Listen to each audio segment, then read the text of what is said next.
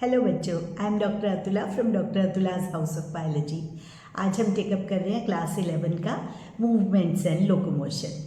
तो अगर हम देखें तो ऑर्गेनिजम्स अलग अलग तरह की रेंज की मूवमेंट्स को शो करते हैं। जैसे अगर सिंपल बात की जाए तो साइटोप्लाज्मिक स्ट्रीमिंग, अमीबा जैसे unicellular organisms cytoplasmic streaming show करते हैं। अदरवाइज कोई सीलिया की, फ्लैजेला की, टेंटिकल्स की अलग अलग तरह की मूवमेंट्स ऑर्गेनिजम्स के अंदर होती हैं। तो ये तो है मूवमेंट। यही अगर ऑर्गेनिज्म अपनी लोकेशन भी चेंज कर लेता है तो उस चीज़ को हम लोकोमोशन टर्म डिनोट करते हैं। तो यहाँ से हम क्या फ्रेम कर सकते हैं कि all locomotions are movements but all movements are not locomotion. तो मतलब अगर बॉडीली मूवमेंट होगी तो we call it locomotion, it is a type of movement only. तो जैसे ये है कि इसी तरह से भी इन दोनों को हम कनेक्टेड वे में ही पढ़ते हैं, अलग से नहीं पढ़ सकते। जैसे जो मूवमेंट वाले ऑर्गन्स हैं या कोई स्पेशलाइज्ड स्ट्रक्चर्स हैं, वही लोकोमोटरी स्ट्रक्चर्स भी हैं। फॉर एग्जांपल हम बात करते हैं, जैसे पैरामीशियम है। पैरामीशियम अपनी लोकेशन चेंज करने के लिए, लोकोमोशन के लिए सीलिया को यूज़ करता है। यही सीलिया वो साइटोफैरिंक्स में फूड पुश करने के लिए भी यूज़ करता है। इसी तरह से हाइड्रा है। हाइड्रा टेंटिकल्स से ही अपने ऑर्गेनिजम्स को, जो उसके प्रे हैं, उसको कैप्चर करता है, मतलब फूड कैप्चर करने के लिए, और टेंटिकल्स से ही उसकी लोकोमोशन होती है। Diverse type of locomotion hydra show करता है। उन्हीं टेंटिकल्स से स्विमिंग, समरसॉल्टिंग, वॉकिंग, तो ये सारा काम जो है वो हाइड्रा उन्हीं टेंटिकल से करता है। सिमिलरली जैसे हम लोग हैं, लिम्स जो है अपने पॉस्चर को मेंटेन करने के लिए, या जैसे अभी मैं आपसे बात कर रही हूँ तो मेरी हैंड मूवमेंट्स हैं, या हमारी जो किसी एक्सप्रेशन को कन्वे करने के लिए यूज़ कर रहे हैं, वही लिम्स जो हैं वो हम लोकोमोशन के लिए भी यूटिलाइज करते हैं। तो लोकोमोटरी स्ट्रक्चर्स और मूवमेंट वाले स्ट्रक्चर्स भी सेम है। तो इसीलिए इस चैप्टर को एज अ सिंगल यूनिट पढ़ा जाता है in the form of movement and locomotion. अब हम बात करते हैं टाइप ऑफ मूवमेंट्स की। जैसे सिंपल से स्टार्ट करते हैं, अमीबॉइड टाइप ऑफ मूवमेंट। हमारी बॉडी में मैक्रोफेजेस और ल्यूकोसाइट्स अमीबॉइड मूवमेंट शो करते हैं। किस तरह से?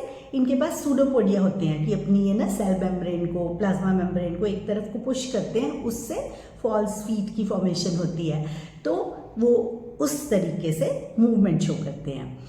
तो इसी तरह से अमीबा है, वो भी इस तरह की मूवमेंट ही सूडोपोडिया के थ्रू शो करता है। और हमारे साइटोस्केलेटल एलिमेंट्स होते हैं जो, उनमें माइक्रोफिलामेंट्स जो हैं वो भी इस तरह से ही अमीबॉइड मूवमेंट शो करते हैं। दूसरी टाइप की मूवमेंट की बात करें तो हमारे पास है सीलियरी मूवमेंट।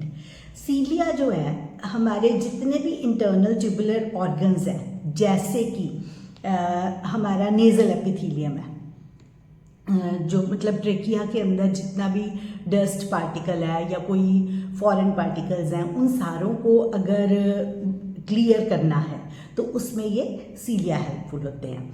इसी के साथ ही साथ हमारी रिप्रोडक्टिव ट्रैक्ट में ओवा की मूवमेंट, स्पर्म्स की मूवमेंट, ये सारी सीलिएटेड एपिथेलियम के थ्रू ही होती है। तीसरी टाइप ऑफ मूवमेंट है हमारी मस्कुलर मूवमेंट। जितनी भी हमारी लिम्स की, जैसे जॉ की, टंग की मूवमेंट है, अभी बात करने के लिए मैं आपसे जो यूटिलाइज कर रही हूँ सारी चीज़ें, तो इसमें क्या, किस वजह से होगा ये? जितनी भी मसल की कंट्रैक्टाइल प्रॉपर्टीज़ हैं, जैसे कंट्रैक्शन ऑफ मसल से ही हमारी बॉडी जो है वो मूव करती है। तो लोकोमोशन में अगर हम देखें तो बिल्कुल कोऑर्डिनेटेड मूवमेंट होती है मस्कुलर सिस्टम की, स्केलेटल सिस्टम की एंड न्यूरल सिस्टम की। मतलब सारा कुछ नर्वस सिस्टम के कंट्रोल के अंडर है ना, और जितनी हमारी बोन्स हैं they are connected through muscles. तो वो सारी कोऑर्डिनेटेड मूवमेंट्स हमारे पास दे लीड टू लोकोमोशन। तो इस चैप्टर में हम इसी हेडिंग के अंडर जैसे मसल्स हैं, टाइप ऑफ मसल्स की बात करेंगे। फिर उसके बाद हर मसल का जैसे स्ट्रक्चर है, इंटरनल स्ट्रक्चर, और फिर मैकेनिज्म ऑफ मसल कंट्रैक्शन।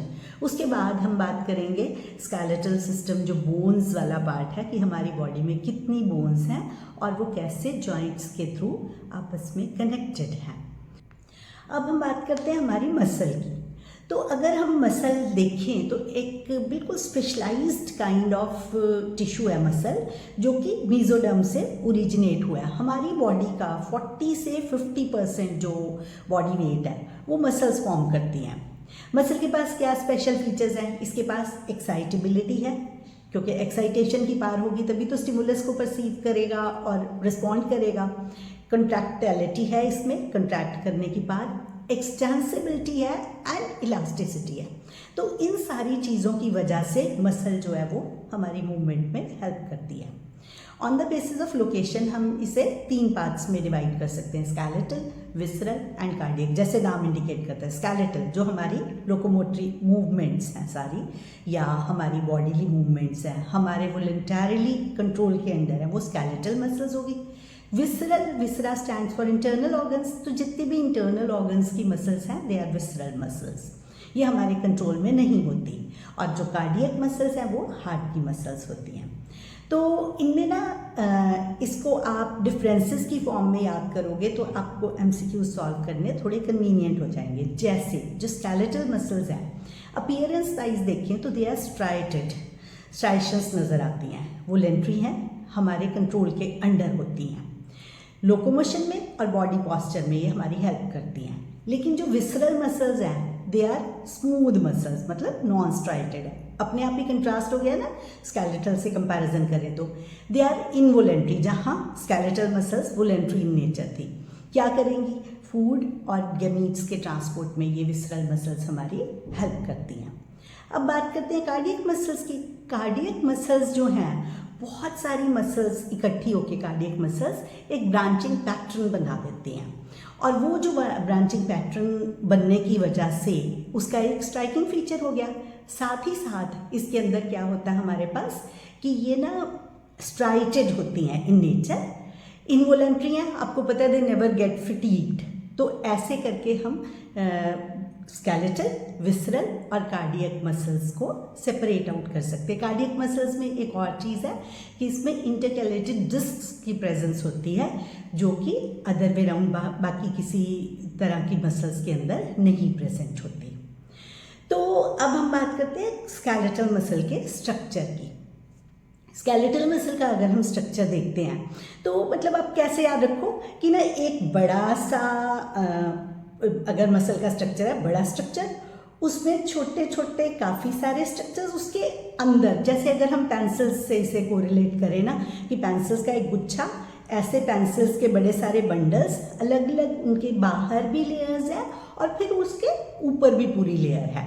तो उसमें हमें समझ में आता है कि स्केलेटल मसल में बहुत सारे मसल बंडल्स या फैसिकल्स होते हैं। तो ये जो फैसिकल्स हैं ये आपस में अटैच्ड हैं फेशिया के थ्रू। तो सबसे बड़ा स्ट्रक्चर हमारे पास क्या हुआ? Skeletal muscle. मसल में बहुत सारे मसल बंडल्स या फैसिकल्स। बिल्कुल स्केलेटल मसल के बाहर जो है that is epimysium. Muscle bundle या जो फैसिकल है उसके बाहर है दैट इज पेरीमाइसियम। उसके बाद ये आपस में जो पेरीमाइसियम है और बीच में जो कनेक्शंस है वो फेशिया के थ्रू हैं। अब अंदर क्या है? मसल फाइबर है। तो ये मसल फाइबर या मसल का सेल कह सकते हो आप एक। दिस इज कनेक्टेड बाय, ये क्या है? Endomysium, covered by endomysium. अब इसके ऊपर जो एक मसल फाइबर के ऊपर जो मेम्ब्रेन है we call it sarcolemma. Plasmalemma से दिस इज सार्कोलेमा, मसल की है ना। सार्कोप्लाज्म जो है वो उसके अंदर का साइटोप्लाज्म हो गया। ये सिंसीटियम होता है। सिंसीटियम मतलब मल्टी न्यूक्लिएट एसेप्टेट, और इसके अंदर के एंडोप्लाज्मिक रेटिकुलम को बोलते हैं सार्कोप्लाज्मिक रेटिकुलम। इसका स्ट्राइकिंग फीचर क्या होता है कि it is a store house of calcium.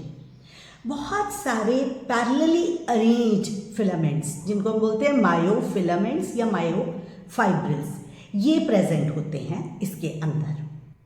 अब ये जो मायोफिलामेंट्स है ना या मायोफिब्रिल जिसे हम बोल रहे हैं, वो फर्दर लाइट बैंड और डार्क बैंड का बना हुआ है। जैसे मायोफिलामेंट है वैसे ही लाइट बैंड और डार्क बैंड भी बिल्कुल उसी तरह से पैरेलली अरेंज्ड हैं।